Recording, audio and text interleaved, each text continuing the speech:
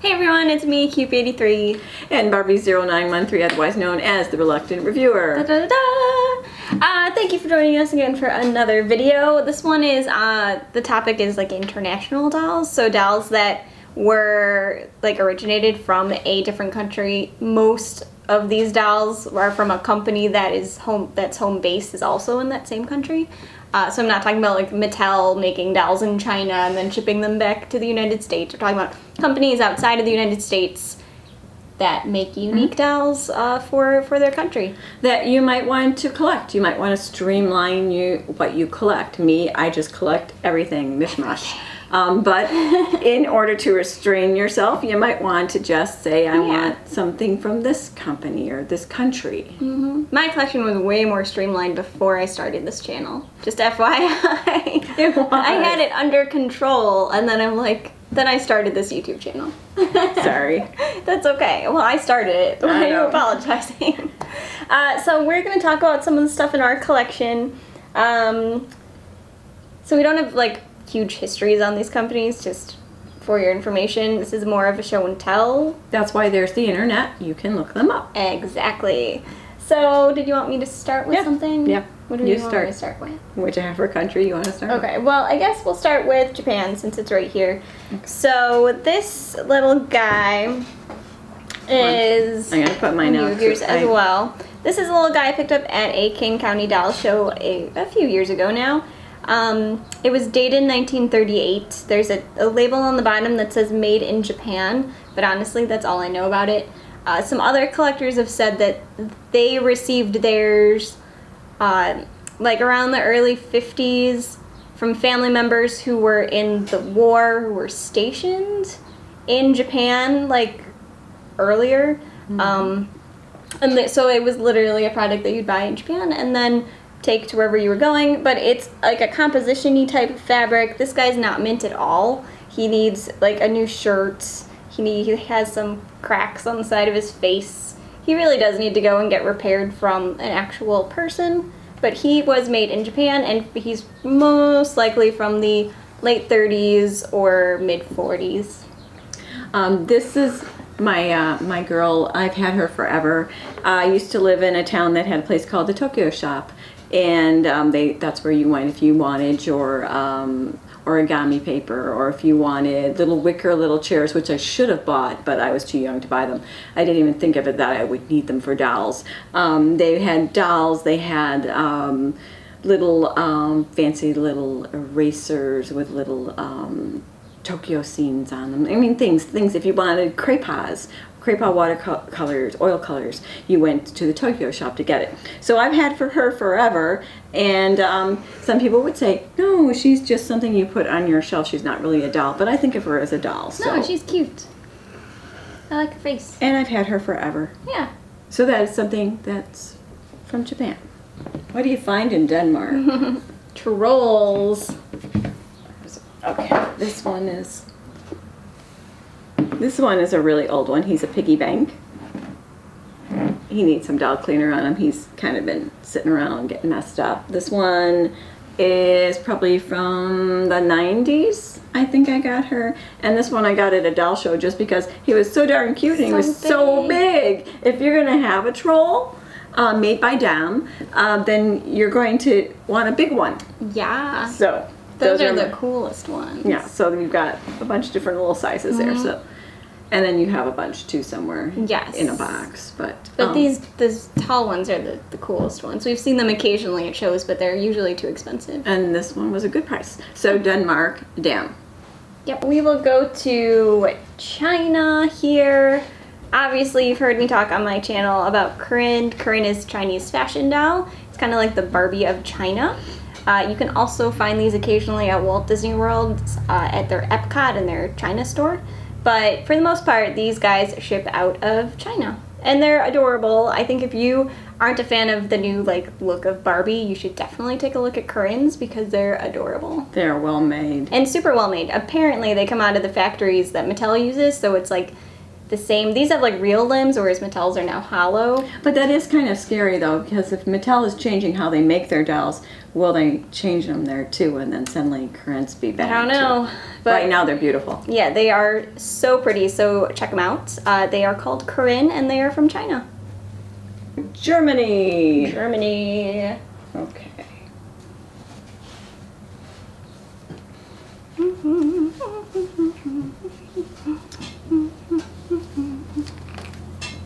Can you sit? You're not going to sit.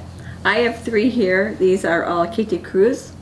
Katie Cruz is a collector that, a collection of dolls that I always wanted to have something from that collection. So about the last 3 years I was able to acquire 3 different types of Katie Cruz. This one is just like the puppet armature where it's just wire on the inside. She's all stockinette stuffed. And this one is more like a Waldorf doll, all stuffed face and body. They're all really cute. And this one is from the German toy company. The sticker on here dates it pretty well. It says GTC, made in West Germany. So this is before Germany broke down that wall. So this is a West German made doll. I got it when my grandmother passed away. The intel I have is she bought it in the 70s and liked it enough to keep it. Yeah. And she was not a collector of dolls, so. She loved dolls though. She wanted fairy tale dolls. But she was born in 32, so she didn't have money for things like that for toys. Yeah, so she got this sometime in the 70s. I'm not quite sure where. Do you know? It was a European toy store. Right. So yes, this is one of my dolls from West Germany, courtesy of my grandmother. And this little girl here is Carla. Okay, she's made by Mattel, yes. We said we weren't going to do Mattel, but she was only made in the European market. So when the Tooties and Todds were not being made anymore here in the US, they continued to make them, and a friend, Carla, in Germany, and the difference between them, you'll know if you have one, is that their arms are a lot thicker, so that you just can't see their wires poke through like the US version, so everything about her is a little bit thicker. Yeah, but when it comes to Carla, they never sold Carla in the Carla was States never sold at here. all. Right, so she was only sold in Germany. Yeah, I got her on eBay, by the way. It was an awesome Christmas present or birthday present for my dear old mother here. Because I do love Tootie and Todd size dolls. So that's this is Germany. So I guess we'll go to Spain? Spain, yes. With Paula Reina. Paula Reina does a variety of different dolls. This is one of the smaller ones. They smell like vanilla. They smell so good. They do. Like you just want to like smell them. And they have like the softest vinyl I've ever felt. They are a really cool line. They have bigger ones, they have smaller ones. So check out Paula Reina. They are made in Spain with high quality fabrics and vinyls and things. So Paula Reina, this is just one example. They have really nice quality dolls. So if you can get your hands on one, I highly recommend it. And just make sure it has its smell. Because it smells so good. The box smells good. In the box, yeah. As far as Italian companies, we have Rats. This is a cute little doll. Her company is called Ratty, though, and it has a symbol of 2 little rats, a white rat and a black rat on it, so it's an interesting trademark. She's a really pretty little doll, very simple. I adore her. Another doll that you would find in Italy would be Lenzi. And this is my Lenzi here, and I have a tiny Lenzi there. All felt, and I'll move you there. And this girl, because she's fun because she has googly eyes. And then we also have Ferga. Okay, this is a small Ferga. Don't know if this goes with her or not. I think it does though. She's a really simple Ferga. Her hair is curled. You tend to find a lot of blonde Fergas, And this, she doesn't have her clothes, sorry. I have to remember where I put them. But usually Furgas are all over the top with their outfits and their coloring. They have eyelashes out to here, their blush is really high, their hair is really stiff because they curl it so much and have ringlets, very overdone. And I remember my mom had another Italian doll company, and I wish I still had the doll. She had 3 dolls, and Italian companies tend to do really big personality dolls, so they had really caricature faces with lots of freckles and their eyes like darting everywhere. But they were the interesting dolls, but I don't know what my mom ever did with it. But they weren't Furgas, and I can't remember what they are. So if you want an interesting doll or an over-the-top doll with big giant fashions, Furgas your one to go to. Yeah, I like her hair. It's cool. It's big. It's cool. It's as stiff as could be. It's a Monster High Barbie. I mean, if it's still... Yeah, that is stiff. Hairspray. But it looks really nice. And they tend to be over the top. But go for a Furga. Alrighty. So for England, we have 2 different lines here. We have a girl for all time who is not wearing her original outfit because she was supposed to represent nowhere near the generation her clothing kind of symbolizes. She's not made for the 70s, but she looked adorable in that. So this is a girl for all time. It's a line that's based around British history, kind of like American Girl, but for Britain. And it's an amazing line, so definitely check out A Girl for All Time if you like this size, because I really like it. She's all vinyl. You've seen her on my channel before, and if you have not yet seen A Girl for All Time, you can check out our channels, and I'm sure we've both done multiple things on them. So she's based out of England. And then we have Sasha, and you have most of the history for Sasha down, so you can talk about it. Well, Sasha is actually multi. Yeah, multi-country. Sasha is a multi-country. You have Switzerland, you have England, and you have Germany. And she's done in Germany through the Gotz company. So she's just a multitude, but this one is an England one, English one. She still has her tag made in England on her wrist. Her series tag, yeah. Yeah. So this is England. So you can go and redo your doll collection if you want to downplay it and just go with a different country. Or you can do another thing.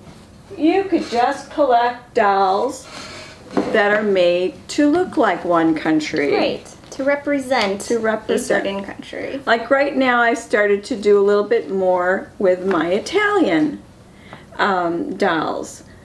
This is a doll, this is made by Madame Alexander, and she represents Sicily, which I thought was great because that's where my relatives came from. This is another Alexander doll. It's from the Play line, and she is supposed to represent Italy.